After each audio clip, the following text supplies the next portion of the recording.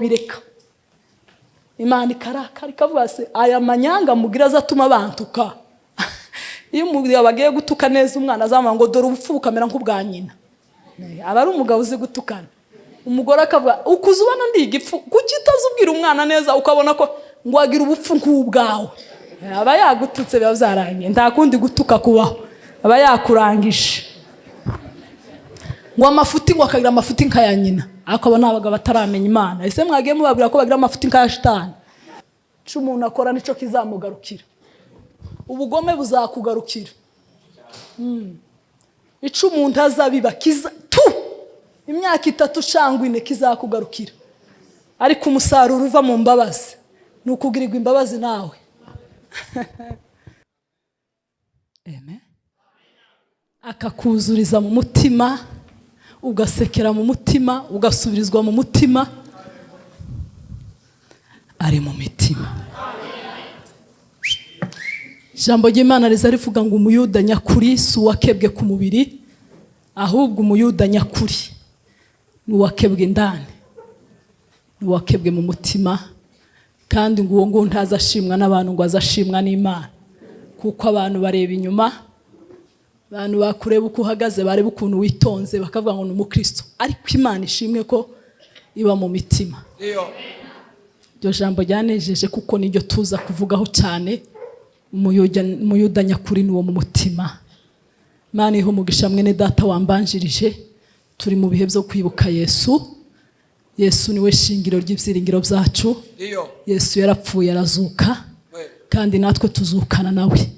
Turi muri yo, turi muri Yesu na Yesu akaba mu Mana. Ntacu umukristo yaba. Imana ishimwe ku bwa Yesu kuko turi mu bihe bimwibuka. Hashimwe Yesu, hashimwe umusaraba, hashimwe yamva nziza, ariko cyane cyane muri iyi minsi iyi Pasika yansigiye ijambo rimwe naribwiye abantu biwacu igihe nabwirizaga. Hari ukuntu Pasika izuza ukavuga ngo nibutse ko Yesu yankunze, ugasobanukirwa urukundo cyangwa ugasobanukirwa kubabarira cyangwa ugasobanukirwa irindi jambo. Nasobanukiwe ijambo rimwe rivuga ngo Yesu amaze kunesha Satani avuye mu mva asubira mu ijuru. Ngo ageze mu ijuru ngo Imana ibona nta yindi kado yaha Yesu. Muvuge ngo amen. Ngo bituma imuha izina. Izina risumba yandi yose. Ngo Imana iravuga ngo amavi yose habe natarapfukama n'ibitaratekereza iryo zina ngo azapfukama ngo avuge ngo Yesu Kristo ni umwana. Ntekereza akantu akamaro k'izina sijyo mvuga, ariko kubera ko ryamfashije cyane reka nkabaha ako kantu. Buriya nta muntu ubaho habaho izina. Aba bavuga butumwa benshi babazi ku ma YouTube kubera kumenya izina gusa, kumukurikirana. Benshi ntibamenye n'umuntu isura, ariko kubera kureba ari ama video n'amacano yose ugahita umenya umuntu witwa Pastor kanaka, Revera kanaka, umuririmbyi kanaka, umuhanuzi kanaka kubera izina. Narababwiye ngo ubushize nagiye ahantu Gomana, nagiye kwa iwabo Revera Sunzu, ni muri ndi torero batuyaranye rya Gerezo. Ngeze ku mupaka umuntu wari ugiye kumvizisha anyaka passport, andebye muri passport arambwira ngo niwe Pastor Kanziga. Ndambwira ngo Imana iguhumugisha. Tugarutse batangiye kudusaka umuntu arandeba, niwe Pastor Kanziga. Imana iguhumugisha. Turi mu modoka, niwe Pastor Kanziga. Imana iguhumugisha. Nukuvuga ngo kubera izina hari igihe barimenya nabi cyangwa bakarimenya neza, ariko izina ni ryo muntu. Imana imuha izina risumba yandi yose. Aya bakomeye azayibagirana, ibikomerezwa bikibagirana, ariko imyaka 1000 irashize iryo zina iyo uritekereje gusuzukira indwara gusa iyo urutekereje. Kuko umwanditsi yaransara muzamu byakozwe n'intumwa aravuga ngo nta rindi zina duhererwamo gukirizwamo munsi y'ijuru, nta n'irindi ryakiza keretse izina rya Yesu. Hashimwe izina rya Yesu watsinze Satani n'abadayimoni. Kubw'iryo zina natwe ngo nico gituma twahindutse ubwoko. Titwagiraga Imana rirema, titwagiraga amazina, ariko Imana iduha izina. Mwene data yagize neza, yavuze ngo nitugera mu ijuru ngo Imana izaduha izina ritazwi n'umwana wanjye n'umutware wanjye n'inshuti zanjye. Izaguha kado y'izina. Ako hari genza nicara ngatekereza nko Mana wese nzaba nitwa nde. izaguha envelope itazwi n'undi muntu. Nupfundura bamuvuga ngo niba ari rukundo, niba ari kwizera, ibyoga n'ibyanje kuko ijambo ry'Imana avuga ngo iby'amaso atarabona n'ibyo ntaratekereza. Ako ni gato gusa uko n'ubupfu bwanjye. Amen. Abantu ba Betamina, abantu dukundana, Pastor Jacques twazanye. Twari kuzana n'abashumba benshi bagira akazi mu masaha baturunguranye. Twebwe turakundana. Turakundana. Iyo umwe ateye ahandi nabwiye abasigaye ntimurasigaye, ariko munzamure kugira ngo twese uyu munsi duterere hamwe. Turakundana. Twazanye tuje mu ivugabutumwa. Abakristo baje kunshigikira kugira ngo bumve. Namwe murakundana kubera ko abera dukundane. Nta kindi kizatugeza mu ijuru n'urukundo.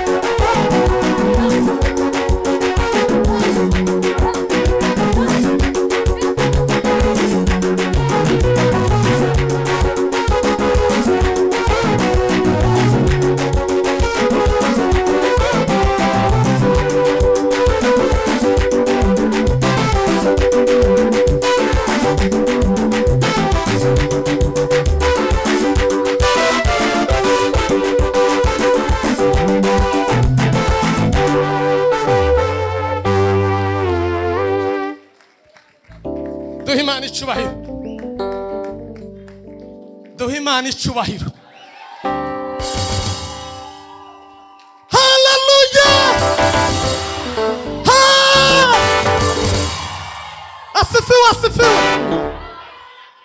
Asifiwe Yesu.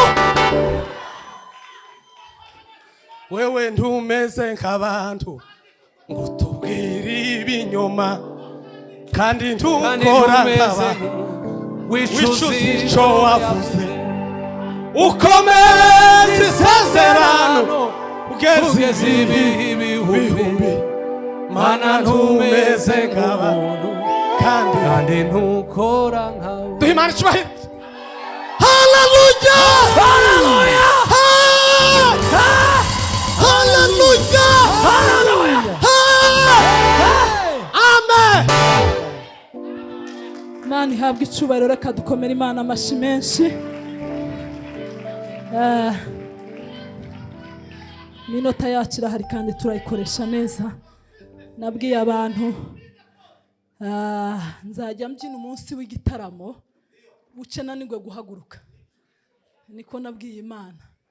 Mu myaka yanjye uko ngana nzoza nkoresha imbaraga zose nindangiza kandi ni mu gutaha ngatekereza ko zishira nkumva ahubwo nabyutse mfite izindi, kuko nabwiye Imana ko ntazifata n'umunsi n'umwe. Kuko Dawidi ngo abonye isanduku igarutse ngo aratamba ngo umugore ngo amurungurukira mu madirisha. Hari abantu ejo nandikiye kuri stati yanjye ndavuga ngo mumbaze mugikara impamvu nza yo kubyina. Haravuga ngo abonye isanduku y'Imana itaje ngo arabyina ngo umugore wamurungurukira mu madirisha aronza nita muri kamera ngo aramugaya ngo aravuga ngo ariko noneho umwami ko yisuzuguje imbere y'abagaragu. Byamugendekeye gute?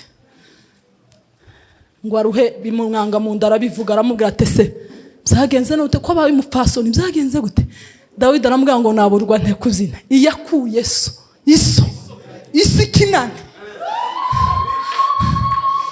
ikanyimika nabura nte. Iyaduhaye Yesu twobura gute kuyitambira? Ongera ukubitemo mike njenyine.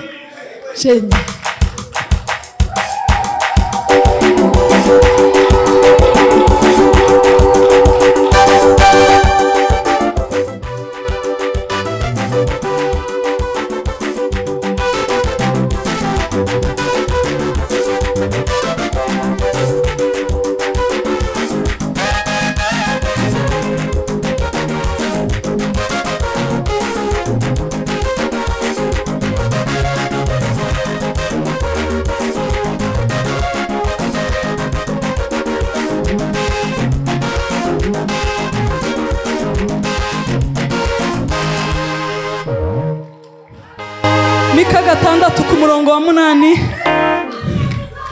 Mika 6:8 aravuga ngo yewe mwana w'umuntu we yakweretse icizi carico. Ico Uwiteka gushakaho niki? No gukora ibyo gukiranuka, no gukunda kubabarira, no kugendana n'Imana yawe wicisha bugufi.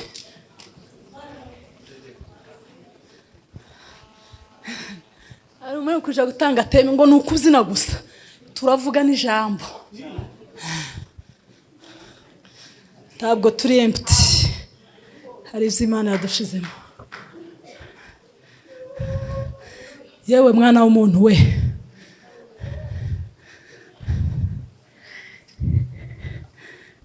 yakweretse icizi carico.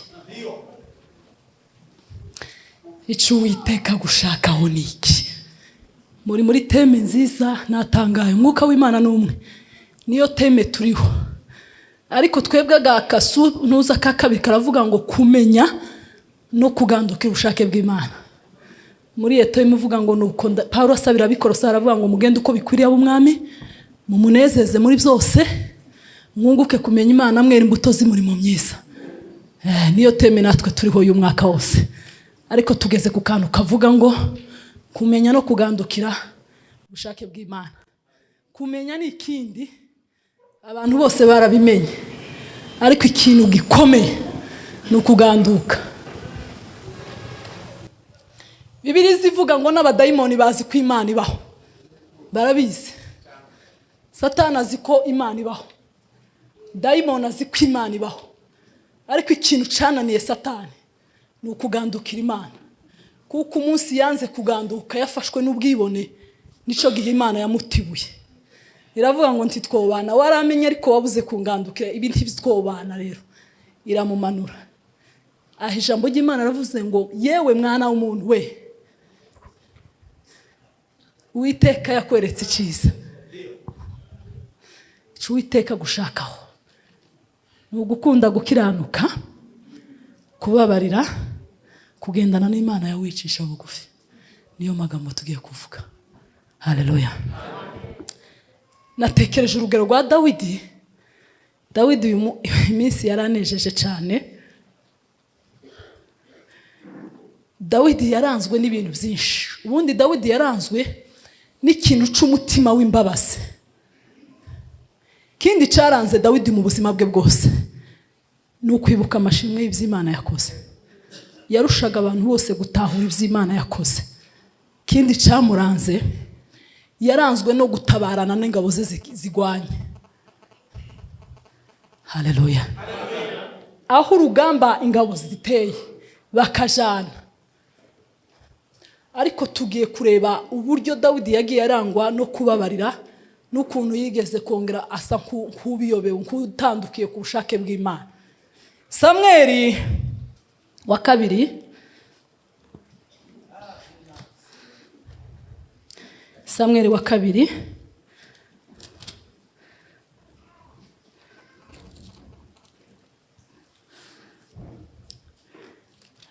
reka duhere muri Samweli wa mbere kuko ariho mbanza kugira ngo ijya kabiri rize kuzururana. Samweli wa mbere 24 ku murongo wa mbere turagenda dusimbuka. Samweli wa mbere 24 haravuga ngo nuko Dawidi arahava arazamuka atura mu bihome bya Enigedi. Bukeye Sawuli atabarutse avuye kwirukana Abafilisitiya, bamubwira ko Dawidi ari mu butayu bwa Enigedi. Sawuli ahera ko ajyana ingabo 3,000 zitoranijwe mu Bisiraheli bose, bajya gushaka Dawidi n'abagaragu be mu bitare by'ingandagarizo ry'amasha. Dusome kuri 5. Maze abantu ba Dawidi baramubwira bati, uyu ni wo munsi Uwiteka yakubwiraga ati, nzakugabiza umwanzi wawe uzamugenza uko ushaka. Amen. Tugiye kuganira hejuru y'ijambo ryo kubabarira, kuko ni Imana idushakaho. Turaza no kuganira irindi jambo rivuga gusaba imbabazi. Ahangaha ijambo ry'Imana ryatubwiye Sawuli yahize Dawidi ibihe byinshi. Iyo usomye hejuru bajya bavuga ukuntu ngo yarageze aho maze kumutangatanga, byarangiye agiye kumufata, yari yaramuhunze ngo aramutangatanga, ingabo ziramutangatanga, yaragiye gusingira Dawidi. Ngo hahita haza inkuru zibwira Sawuli ngo Abafilisitiya bagiye gugwa gituma igihugu bagifashe, ngo bituma asubirayo.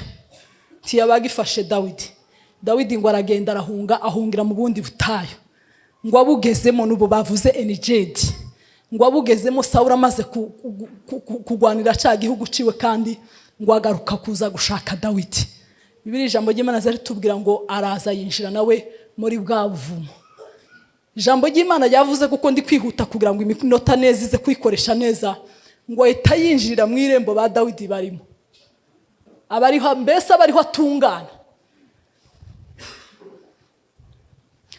Ngo ingabo za Dawidi ngo zitazibwira Dawidi, ziramubwira ngo Dawidi, uyu ni wa munsi Imana yakubwiye ngo izakugabiza umwanzi. None rero twitegure tumufanyire.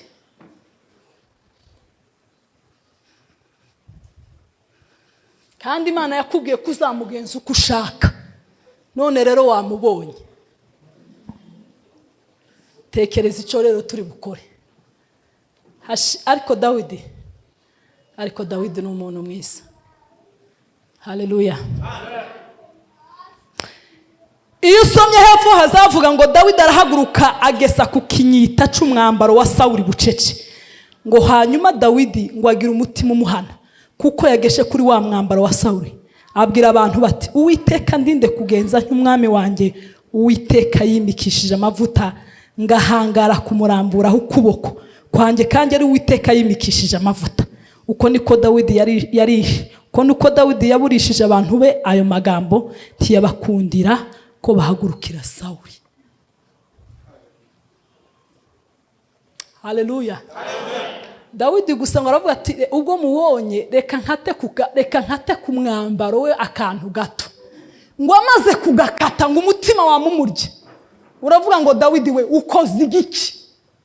Ni gututunganye gukata umwenda w'umwami Uwiteka yasutseho amavuta. Ariko iyi minsi abantu barimo gutuka abashumba, kandi ubu noneho ni nka teme igezweho. Hari igihe kiza Satani akagumura abantu ntibamenye ko Satani yabateye. Kuvuga ngo atuke umushumba ni ikintu kimaze. Yego hari igihe bo kuvuga ibyo wakoze. Uyu si Sawuli wari waje kwica Dawidi, ariko aravuga ngo sinokora kuwa Imana yasize, sinotesha agaciro k'amavuta Imana yatekereje Sawuli ikayamusukaho. Hanyuma aya maboko yanjye Dawidi ngo ntinyuke kwangiza icyo Imana yakoze. Ngo aravuga ati, basi reka nce ku gatambaro k'umwenda, basabone ko nkomeye. Ngo nawe umutima wamumurya, ngo uramubwira ngo Dawidi uko ukoze iki, ugize gute? Ngo yumva umutima uramuhanye. Imana ishimwe ko Imana iba mu mutima. Aravuga ati, numvisha agashaka Imana irampanye. Imana izi gukubitira ikintu mu mutima, ukigarura abandi ntibamenye uko wari ugiye guterura ikintu mu gipindi. ukamubona umuntu asa nk'ugize gute kutavuga byagenze gute ndavuga mu kanya ntace mubanze murangize kera wa mwuka batubwiye yamukubise ikintu ntiyokongera kurenza ico umwuka yavuze kuko Imana iba mu mutima. Haleluya.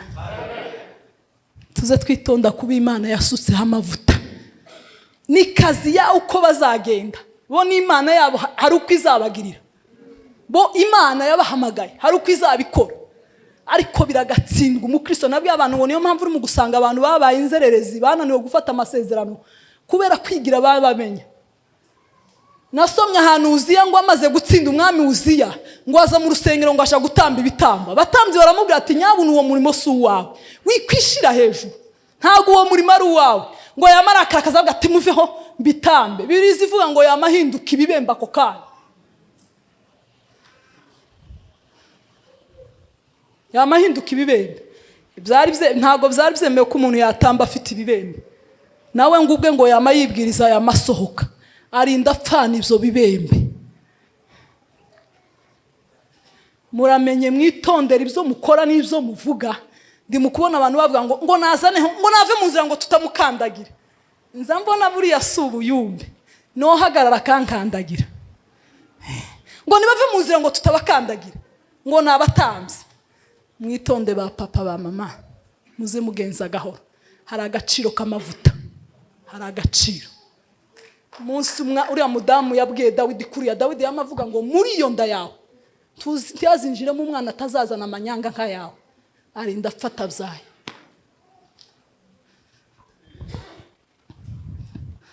Mane tubabarire mane twese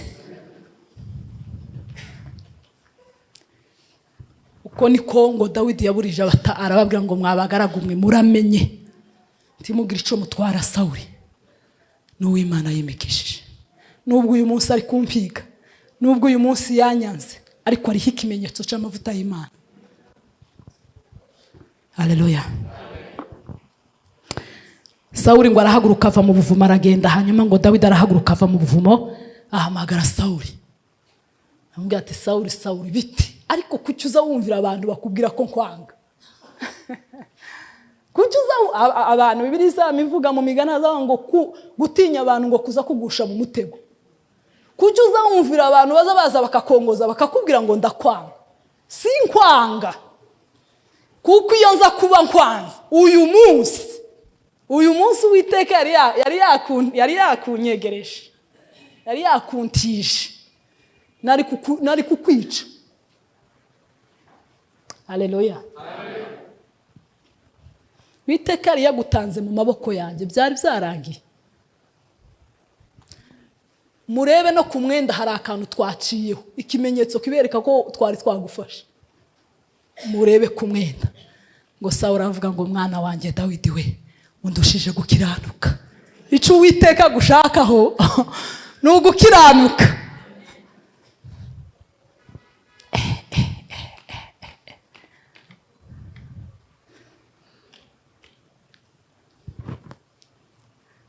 Maze iminsi Imana yaranyigishije ukundi kuntu kwa kera hari uko umuntu kera yatekerezaga ariko Imana yaranyigishije kandi Imana ishimwe ko yanyigishije kuko nta kumenya tugira kuva muri yo. Natekereje kuri iri jambo tekereza Imana yakubwiye hari umudamu wigeze kutubwira ukuntu yigeze ngo gufata umurozi nibo banzi twese tuza tuvuga mbese bishoboka ngo aramufata ngo aburisho yamukorera ngo bamukorera gasha ku manwa yihangu bamukorera gasha kandi ngo Imana yari yaramubwiye ngo nzamubagabiza. Imana se ntimuzi kwibaho Imana ibaho Imana kuriya ni igihume cyahumise Imana izigabiza abanza umuntu ukamubona gutya.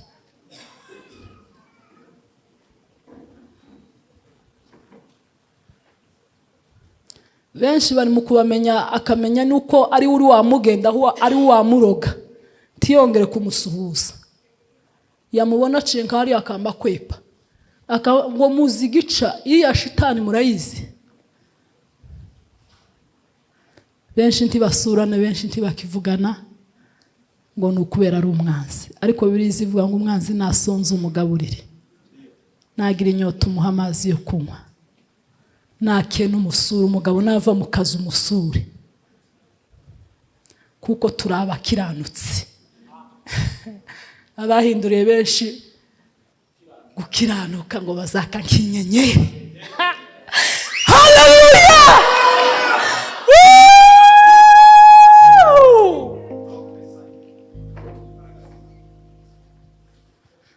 Tunganira Imana ubudasiba, bose bazamenya kubana nabo, bareke ubugome bitabe Yesu. Haje amagambo atarayimana. Ubundi umukristo ni umuti w'isi ya none. Umukristo ni umuti mwiza ugomba kugarura imitima iri mu mwijima. Sawuli aramubwira ngo mwana wanje undushije gukiranuka, kuko iyo abarije banakurangije, ariko urandushije.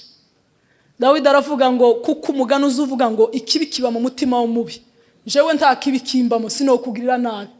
Bibiliya ivuga ngo witura ibibi byiza, umuntu wakugiriye neza ukamwitura inabi, ngo ibibi ntibizava mu rugo rwe, ibibi ntibizava mu rugo rwe.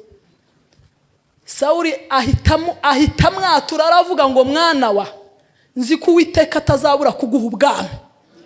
Haleluya! Iyo twababariye hari amasezerano aza dukurikirana. Bibiliya ivuga ngo inzira z'umuntu zikomeje kunezeza Imana, ngo izituma yuzura n'abanzi be.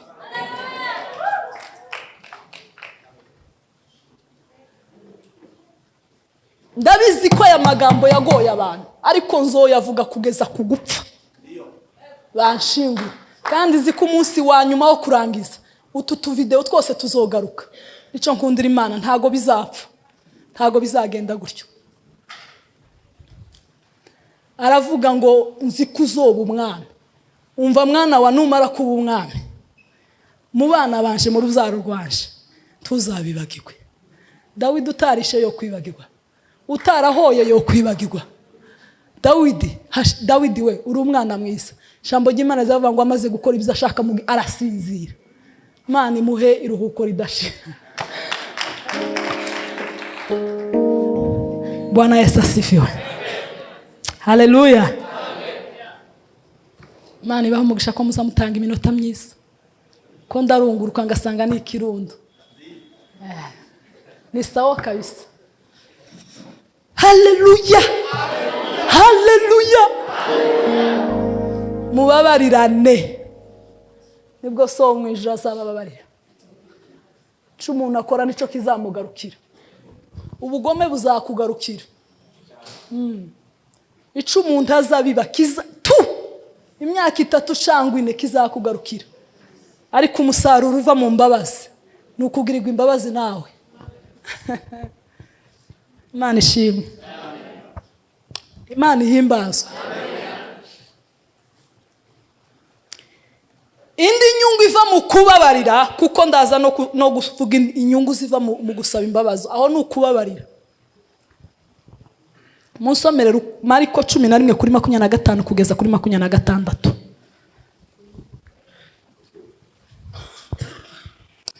Hari inyungu ziva mu buzima bubabarira. Haleluya. Ako na kambere tuvuze duhabwa amasezerano. Mariko 11:25 kugera kuri 26. 11:25 kugera kuri 26.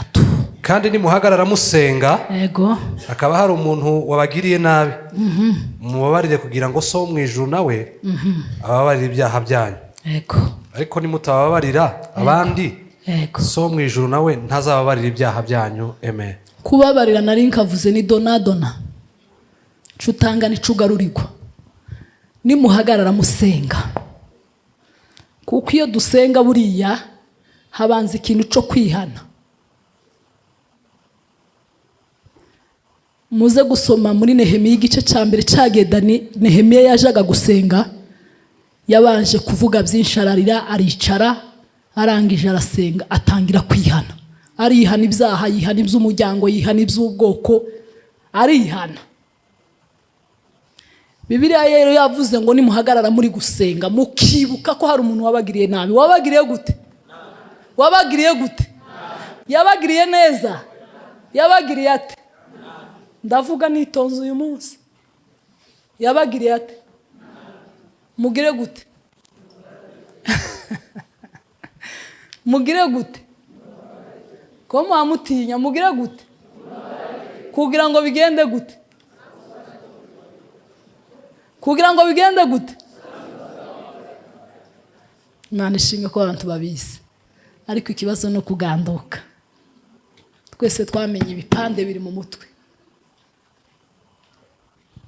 Amasengesho atababarira ntakamara agira inzitizi. Gusenga umutima utababariye uba ufite inzitizi. Niba ugiye gusenga umugabo yakugiriye nabi umubabarire, niba umuvandimwe yakugiriye nabi umubabarire, niba mushumba mugenzi wawe yakugiriye nabi umubabarire, niba umukristo yakugiriye nabi umubabarire, niba umushumba yakugiriye nabi umubabarire, kugira ngo nawe so mu ijuru ahita kohereza imbabazi. Haleluya. Soma Matayo 5:23. Inyungu zindi dukura mu kubabarira.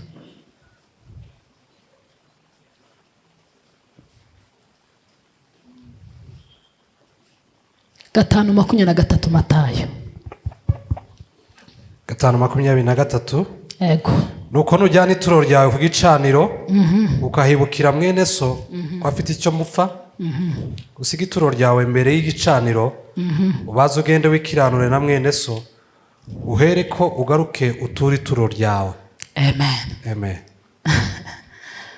Nabajije mwene data Fasa Jacques twari turi kumwe ahantu, ndamubaza ja uzi ko amaturo menshi yahombye?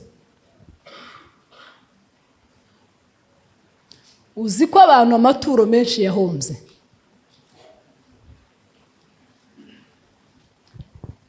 Nuterura ituro gutyo ugiye gutura ukibuka ko hari umuntu wakubabaje, wamumubabarira kugira ngo ituro ryiruke mu ijuru.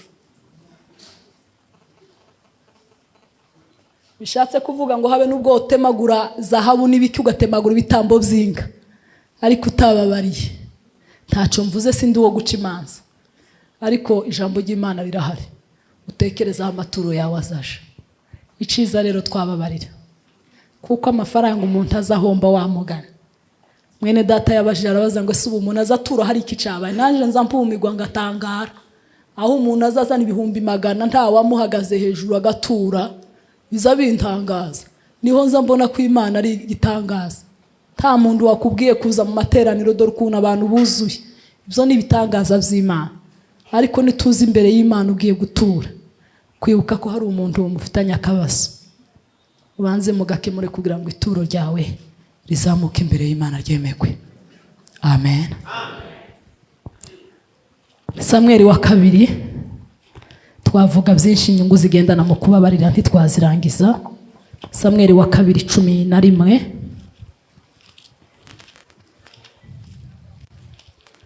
Samuel wa 2:11 uhere ku murongo wa 6.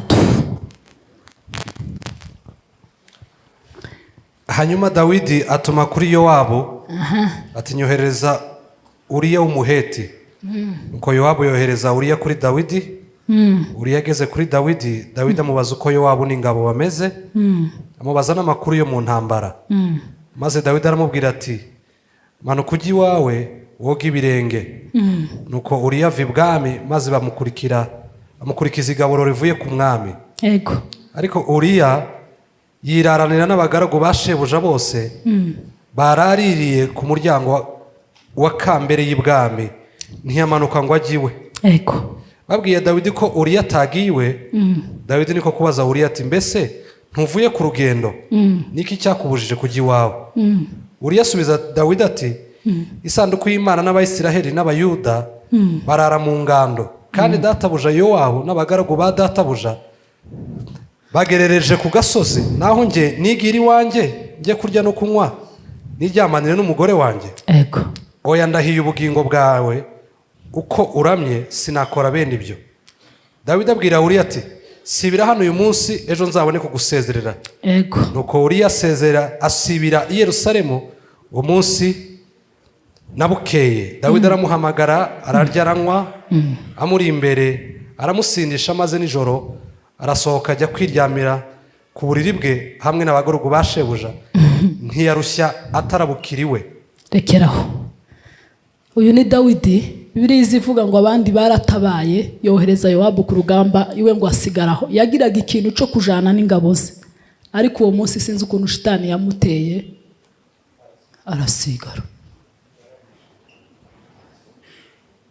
Abandi bari mu kuja ku rugamba, nzi ko hano mufite 21 jours, sibyo?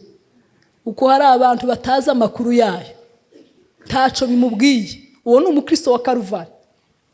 Abandi binjiye mu rugamba rwo gusenga, wewe ntaco bikubwiye. Ngo niba kana kagabaza basenga, abantu bagwaye ibifu bose, sinzi ikibazo cabaye. Abantu bose ari mu kuja kuvuga kuri hano uguhaga. Nuguhaga abantu barahazi. Ariko wogira ikibazo wosonza, kandi ibyumweru 5 bigashira. Ese wakoze shene nibuze ugwara igifuka zufata gatasi kamata, ugafata n'akagati kamwe, ugafata wenda n'agatunda kamwe. Saa sita ukabigenza gutyo nimugoroba gutyo, ntaco wowe. Ako kubera impamvu zaje zuzu, ngo igifuka iri mu kwa makinja ngo saa 12. Nuguhaga. Utaye abandi ku rugamba, ntugire ngo bizokorohera. Ibihense ngo Uwiteka binarura mu mpagarara, ngo negira hodatari muganyira ibyo nkenye byose. Mana we, ariko umuntu uzi utabandi mu masengesho azambabasa. Nukuri tuzoshira umubabaro utazusenga. Ntiwashira uburiganya buri utazusenga. Uko kaje gute? Ntiwakira amasha ya daimoni utazusenga. Ntiwashira ubwibane bw'uyu mubiri udasenze, utawuhaye amafungu. Kazureba konte yuzuyeho miliyoni 10, kuragenda mu modoka nziza. Uyu munsi mwagiye muri massage, wava muri massage ukaja waja muri sauna, wava muri sauna niho hazabanza. Kinjira muri massage bakakumasa, barangiza akagwa kamukaruka indimu, bwacu ukagira gutyo gusa umwaka ugashira. Uwo mubiri uzoguhemukira. Ariko uzuva muri ibyo byose nurangiza ufunga iminsi 3, umubiri uzaza uhora ukubwira ngo sinshoboye guhaguruka. Sengesha, kuko aho niho ruzingiye.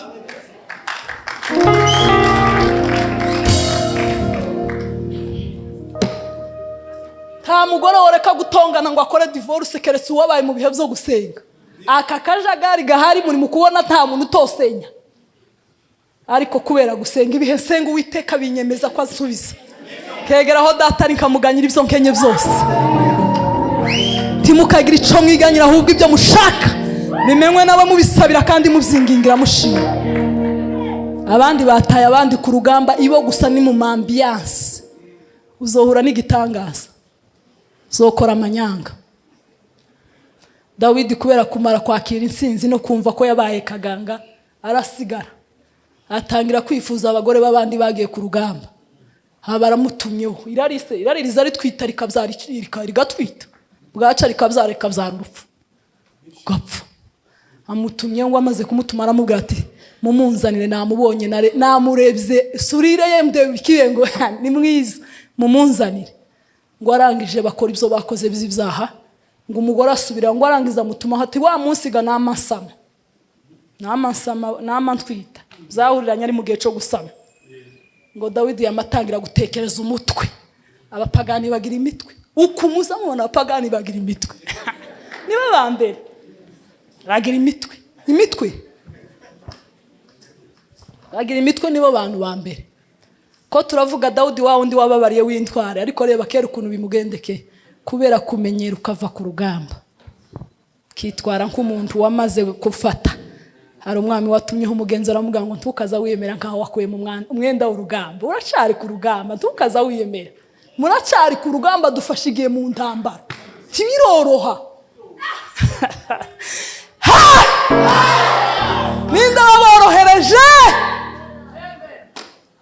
Ninde waborohereje? Biracarimo. titurava ku rugamba, birasaba guhagarara.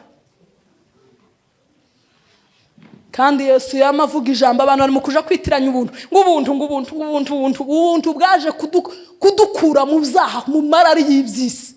Ubuntu ntago bwaje kutwerekera. Iyo usomye mu Baroma 6 hazavuga ngo dukome dukora ibyaha nkana ngo tuvuge ngo ubuntu buragatsindwa. Biragatsindwa, ubuntu ntibza bwemerera umuntu ibyaha.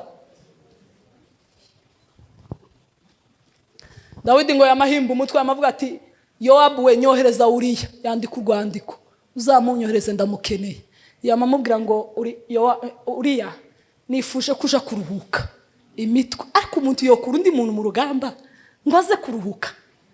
Ariko Uriya nawe yari igihumbi. Uriya yari umugabo, ariko ni umugabo utandukanye n'abantu benshi.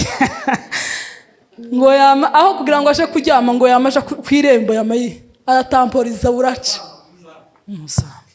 Tamporiza buraca. Amakuru abwiraga Dawidi ati Uriya ntiyigeze ajayo. Ndagira ngo bwari buca agenda. Ngo Dawidi yamubwira ati sibira, ndashaka ko twongera kuganira neza, twongere tuganire. Imitwe ntizifata, keretse nyine wishe ntizifata, izihuka. Umutego uzobanga, umutego uzoshibukana nyirawo gutya, ushibuke. Akiraho gutya umutego uzambwira ngo kaka. Kandi biza bintangaza umuntu azakora icaha, uku twese muno tuza abapagani, twese turaziranye. Amakuru abantu baba yase. Kandi uzi ngo birahishe. Nta kintu Bibiliya yaravuze ngo nta kizihisha, byose ni hejuru y'inzu. Nica abantu bongoreranye basheri nabandi kizoshigwa hejuru y'inzu.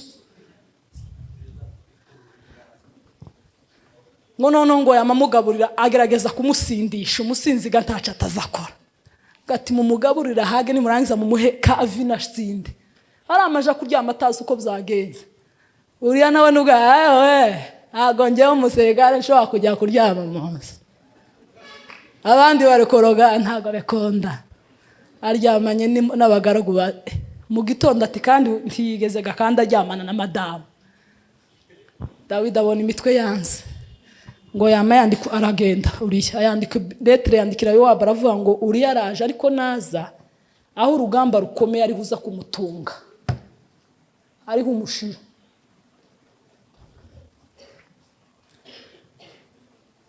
Muri mvya yaravuze ngo nje ni umukristo, ico ni ikintu gihumuriza umutima wanje, kikanibagiza ibyago byose. Naho naba no ku rugamba nkagwayo, mfite umugaba n'umwami Yesu, nituba hamwe nzahuranisha. Cuwiteka gushakaho no gukunda kugiranuka no kugendana n'Imana yawe, babari yawicisha bugufi. Ngo arangije kwica se arapfa, hapfa n'abandi benshi. Ngo bazana amakuru ngo Yowabu yamata umuntu ati numubwira ukabona ko wenda yabonye ko twarangaye tutagwanye neza, ngo itumubwira ngo rega na Uriya yapfuye, akaba nyamitwe ntibazabona Imana. Arapfa, amakuru araza, babwira Dawidi ati okay, nta kibazo, ubwo nyine mube maso kuko namwe murebye nabi bo bafanye. Ijambo ry'Imana yisomye kuri 12 havuga ngo umugani wa Natani. Imana izireba mu mitima. Natani ngo hari ngo Imana yamimwereka icaha Dawidi yakoze. Kandi Imana ishimwe ko izitanga ubwenge. Imana ngo yamimuho n'ubwenge bw'uburyo ari bubwira umwami. Tugende wahubutse nk'aba abantu bari mu kugenda bahubutse atabajije uko avuga, akama kubita ibintu byose hasi maze bakagukubita. Kuriya nuko utabaza uburyo uzabijana. Abami hari uko bababwira, abapaseri hari uko bababwira, abakizwa bamaze igihe hari uko bababwira, abataramenya Imana hari uko bababwira. Izo kazi zose ni ukuziga. Uzazige. Ko batanga message kugira ngo itagupfapfanira mu ntoki. 12 hazavuga ngo bukeye Uwiteka atuma kuri Natani kuri Dawidi. Ageze waramubwira ati habayeho abantu babiri mu mudugudu umwe yari umutunzi undi yari umukene. Kandi uwo mutunzi yari afite amasho y'inka n'intama nyinshi cyane, ariko umukene we ntacyo yari afite keretse akagazi k'intama yaraguze akakarera kagakurana nabe bo mu rugo, kakarya kutwo kurya twe, kakanywera ku nkongoro ye, kandi karyamaga mu gituza cye, kabaga nk'umukobwa we. Bukeye haza umugenzi kwa wa mutunzi, umubi nuwenda mu nka ze cyangwa mu ntama ze ngo azimanire uwo mushitsi wamugendere, ahubwo ajya kwenda wa mwagazi w'intama wa mukene awuzanira umushitsi. Maze Dawidi aherako ararakara uwo mugabo, niko kubwira Natani ati ndahiye Uwiteka uhoraho, umuntu wakoze bene ibyo akwiriye gupfa, kandi azariha umwana w'intama kane kuko yakoze ibimeze bityo kandi kuko atagira impuhwe. Nuko Natani abwira Dawidi ati erega uwo mugabo ni wowe. Uku niko Uwiteka Imana ya Isirayeli ivuze ikiti, nakwimikishije amavuta ngo ube umwami wa Isiraheli, ngukiza amaboko ya Sawuli, nguha inzu ya sobuja, nguha n'abagore be baragusegura, kandi nkugabira umuryango wa Isiraheli n'uwa Yuda. Kandi iyo biba byarabaye bike mba narakongeyeho ibindi. Niki cyatumye usuzugura ijambo ry'Uwiteka ugahangara gukora ibyangwa nawe, wicisha Uriya w'umuheti inkota ugacura umugore we umugira uwawe, kandi Uriya umwicisha inkota y'Abamoni. Nuko rero inkota ntabwo izava mu rugo rwawe iteka ryose. Amaso y'Imana azareba. Nubwo waba umaze imyaka 15, Imana izireba, Imana izibona. Kuko Uriya yamaze gupfa itacura umugore we. Imana musarire ntiyamwihorera ati Uriya yapfuye gabzarange reka mbireke.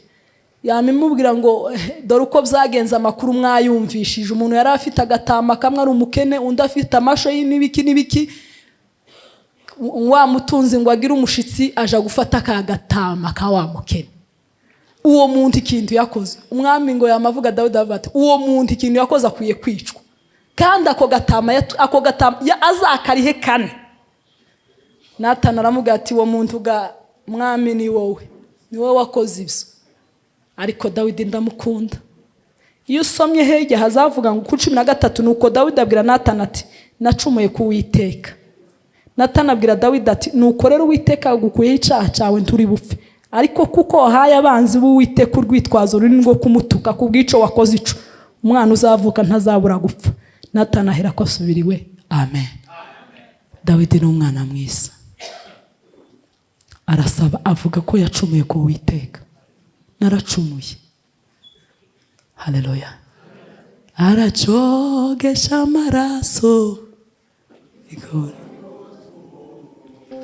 genda umwikubita imbere, vuga yuko wamubabaje. Zaburi 51 aho yasabye imbabazi cyane hagaragara ingaruka z'icaha nizo ngiye kuvugaho, hanyuma tuze kuvuga ko hakirimo Yesu Kristo ari we mpongano y'ibyaha zacu. Imana ishimwe ko itadutaye mu nzira, yaduhaye Yesu. Tuba twarapfuye twarashize, ariko hari inkuru nziza, Yesu arahari nubwo byogenda gute. 51 haravuga ngo Mana umbabarire kubw'imbabazi zawe nyinshi, usibanganye ibicumuro byanje, unyuhagire rwose gukiranirwa kwanjye, unyeze unkureho ibyaha byanjye, kuko nzi ibicumuro byanjye, ibyaha byanjye biri imbere yanjye iteka. Ni wowe ubwawe nacumuyeho, nacoze cyangwa n'amaso yawe, byambere bico kugira ngo ubone ko ukiranuka nuvuga, kandi uboneke kuboneka nuca urubanza.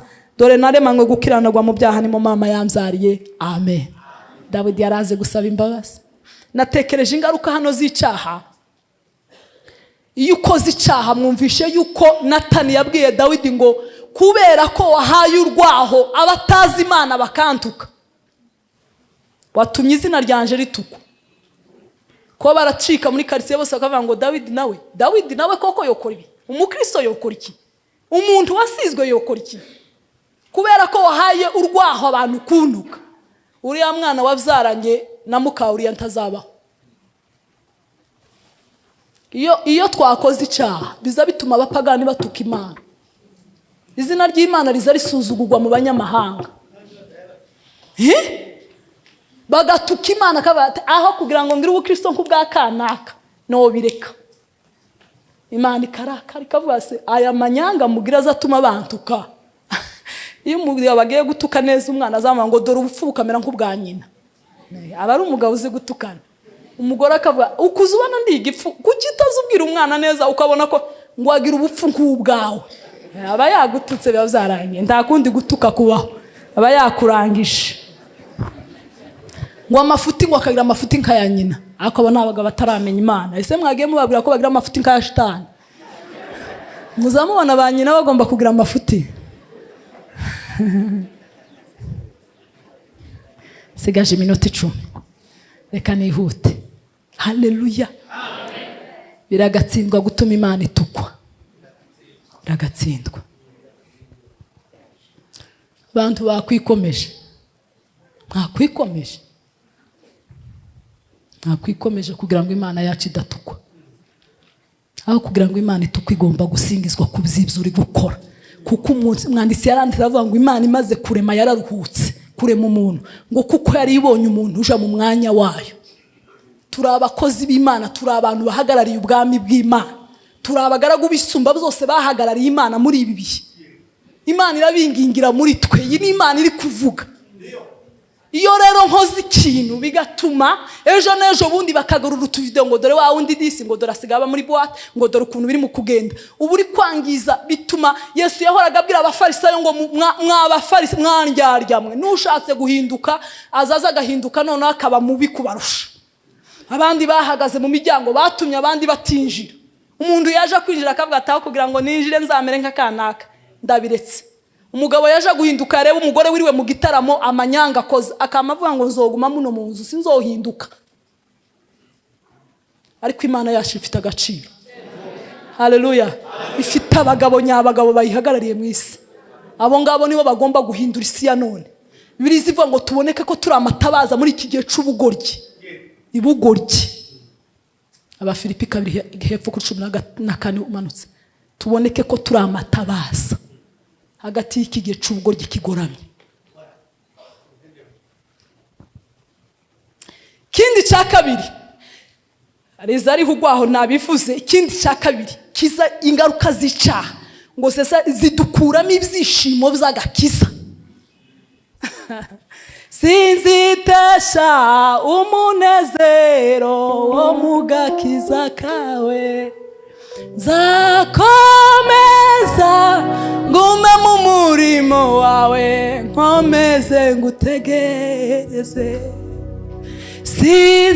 Sinzitesha umunezero wo mu gakiza kawe. 12 Mana undema mu mutima wera, unsubize mu mutima ukomeye, ntunte kure y'amaso yawe, ntunkure mu mwuka wawe, unsubize mu kunezezwa n'agakiza kawe. Ibyishimo by'agakiza. Noneho ngo sigeje amateraniro ngo bagakubita ngo pi mishe wankubitiyemo umunota papa.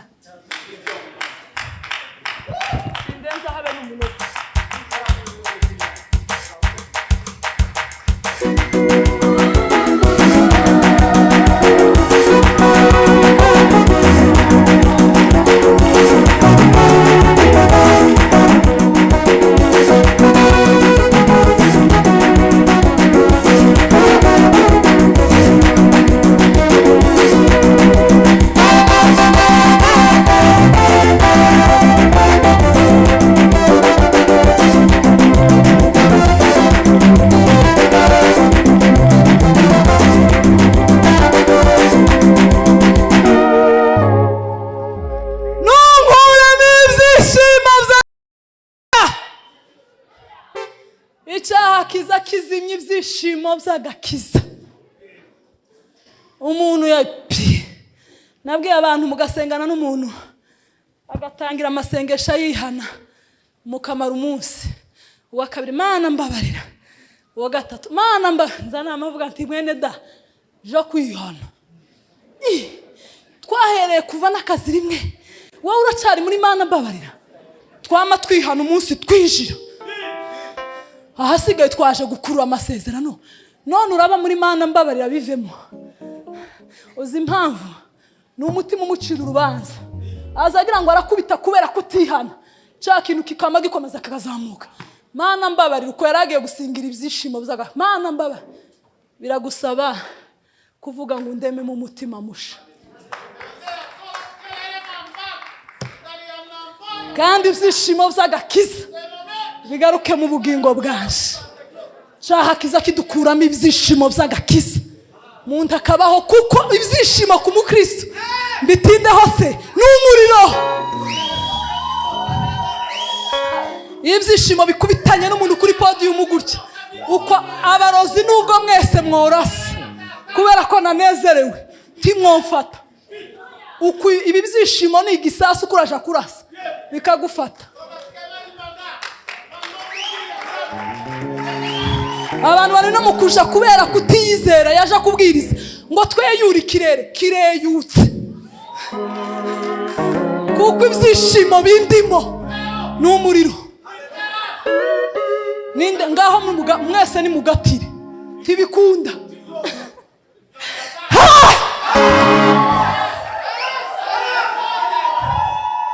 Tibikunda ntiwongatira, tibikunda ngaho rasa turebe no kwamba mbishambura byose nkagira ngo jogonya, tibikunda.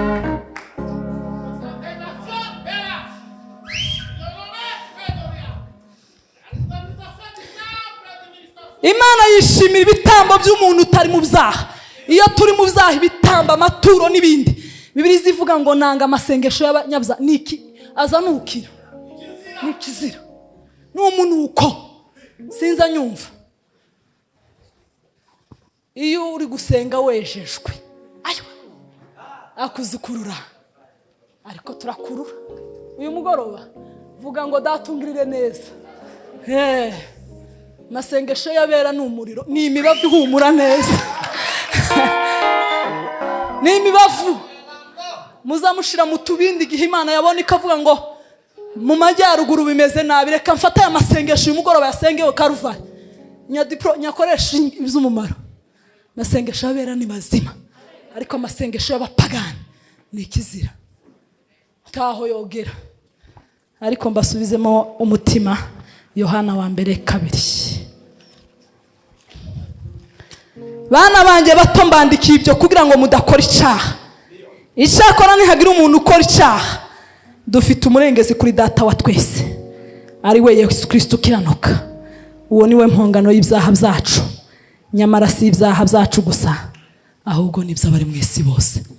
Bana banjye bato mwe ndabandikiye ngo ndimukora icyaha, ariko nidukora icyaha dufite Yesu. Uwo niwe